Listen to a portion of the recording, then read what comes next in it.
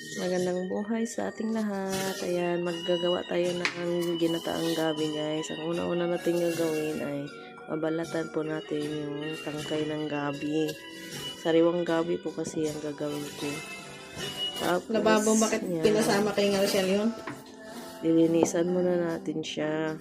Ayan, tatanggalin natin yung mga balat ng gabi. May dahon na gawa ko na, tapos may nagawa na rin si mama nagawa. Napakita ko lang, tapos may na rin akong daing. Lalaga yan, pagkatas ng ilaga, ayan dito. Isasalin natin sa strainer, dinuhugasan natin kasi para walang kape.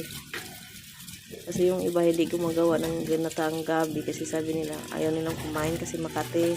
Kaya tips ko yan para hindi makate, hugasan nyo muna, lutuin nyo ilaga tapos hugasan. Pag luto na, umbisa na kayo na sibuyas, luya. Ilagay nyo rin yung sinurito natin. Ilagay yung gabi.